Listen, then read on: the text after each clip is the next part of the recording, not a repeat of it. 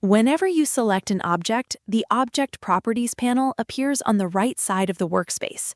This panel is organized into 4 sections: Basic Information, Behavior and Visibility, Advanced, and Transform. Let's begin with Behavior and Visibility. Here, you can decide whether the object is visible in their scene using the Visibility option.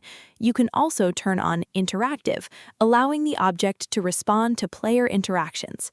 Next, open the Advanced section. This is where you'll find the collision settings, which determine how the object interacts with other objects in your scene.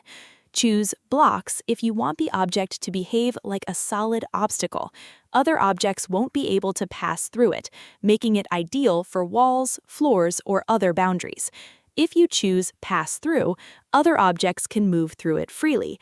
Even though it doesn't block movement, the object can still detect collisions and trigger visual coding actions, such as opening a door, playing an animation, or collecting an item. Select the collision mode that best matches the behavior you want to create. Once that's set, click Set Object Bounds to edit the object's collider. The collider defines the area used to detect collisions and interactions. Inside the editor, you'll find several tools along the bottom to help you fine-tune it. Adjust the offset to reposition the collider so it lines up with your object, then use Scale to resize it until it matches the object's shape.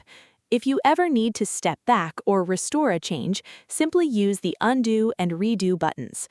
To generate a collider automatically, click Auto Generate.